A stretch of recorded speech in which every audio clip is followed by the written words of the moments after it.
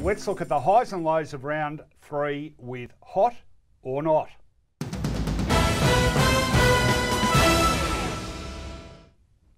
Well, I'm going to go first this week, Finey. I was at Etihad Stadium on Saturday afternoon to see Richmond play Adelaide, and the Crows absolutely fantastic. They are one of the sharpest teams in the competition. Their skills are pinpoint. They've got an explosive forward line. So we see some action here. It was just like this all afternoon, end to end, great link-up running, long bombs outside 50. I reckon they must have kicked half a dozen of those goals. Rory Sloan with another one there. And they just hit their targets all day long. I reckon the premium's gone up on skill this year in the competition with the rule changes and the extra fatigue. And I think the sides with the best skills are probably the sides that have the best chance of winning the flag. Right now, I think the Crows are one of them. Okay, I'm going to say something that's sort of ridiculous. Hawthorn got better when Buddy left. Others filled the breach and it just worked out okay for them, especially with the compensation. Now, Dangerfield's not replaceable. Well, he's a beautiful player, but Sloan, he might have been meandering a little bit last season. He's obviously picked up. And the two Crouchers, only one of them played on the weekend. Yeah. They now have a midfield that they know that they can go in and be the best player in. Yeah. Could be blessing in disguise stuff a la Hawthorn. No, I agree. And don't forget Matt Crouch and Scott Thompson. I mean, he's old man River, Scott Thompson. He just does it week after week after week, all without any fuss. No, they are the real deal, the Crows, and look out the rest of the competition. And Tom Lynch didn't play? For the controversial I'm having a baby clause. No, if it's controversial in the 21st century, yes, really. It is. Is it? Oh, well, you're old school, aren't you? I remember when Daniel Bradshaw did that before a final for Brisbane, and Lee Matthews never forgave him, but I'd hope we'd moved on a bit. Obviously, you're very unreconstructed. Okay, it's your turn. Unreconstructed. I'll tell you what has been reconstructed, and that is ruck battles in AFL football. We don't have a lot of one-on-one battles. We're not going to have Van der Haar and Knights anymore, but now we've got Gawn and Goldstein. It was brilliant, absolutely brilliant. I mean, these were two guys. Goldstein got out of the boxes. He kicked 3 in the first, could have had 4, and Gawn ground him down. It was the gruff-looking bearded Gawn versus everybody's favourite interview, Toddy Goldstein. And I'll tell you what, in a close game of football, had either of them not played brilliant games, the other player would have been heralded as the match winner. Mano a mano.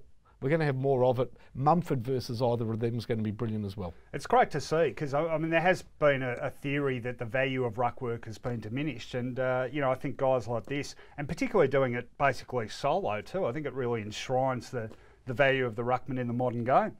Okay, my turn. And this is a not, and it's to West Coast, and it's about their kicking at goal.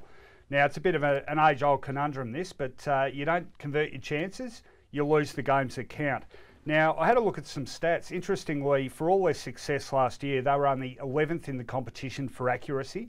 They were the lowest ranked side of any of the finalists, and it came home to roost. In the preliminary final last year, they kicked 10-20, which could have been costly. In the grand final, which they did lose, they kicked 8-13. And of course, Saturday night against the Dockers, 12-20. And they were missing him from everywhere. They weren't just difficult shots. Even Mark Lacroix, who's normally a bit of a dead-eye dick, he was missing him from straight in front. So it's a bit of a simple one, but got to fix up their kicking, otherwise they'll shoot themselves in the foot. Look, I doubt that it's intrinsic because Lacroix's a good kick, Kennedy's a good kick, Darling's okay.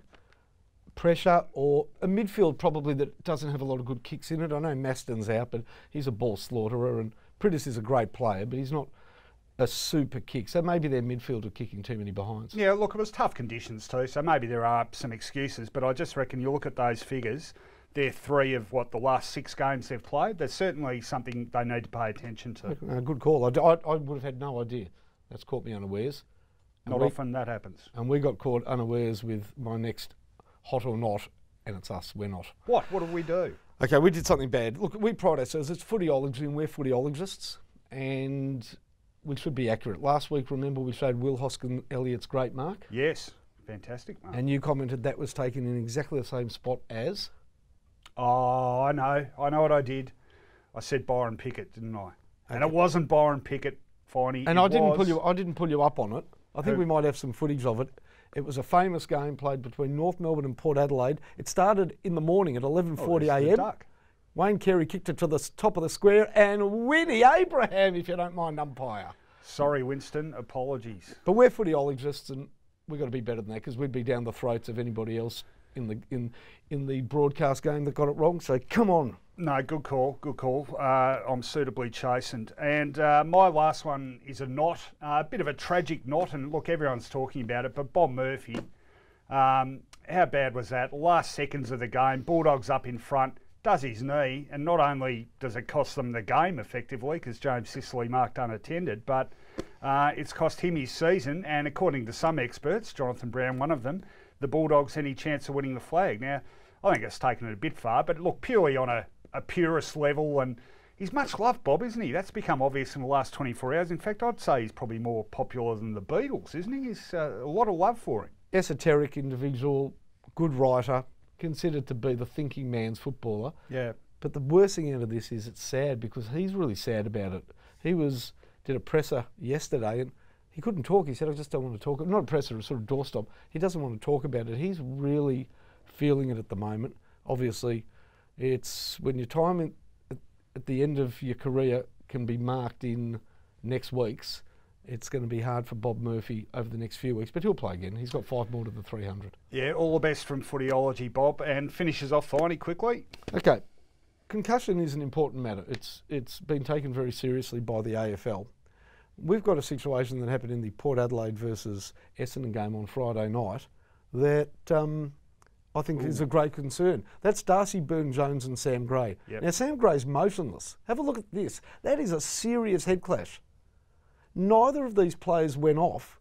They both self-policed. Darcy Byrne-Jones, a few seconds later, not long afterwards, it's at the third quarter, kicked a goal, had to come off with the blood rule, and Sam Gray played the quarter out on the field. Now, very different to how St Kilda handled it with McCartan and Rewalt, but I think it's a serious matter. We clearly have different levels of care, maybe at clubs. Was it too close to 3/4 time? I don't know, but I think the AFL needs to have a look at it. Yeah, good call, good call.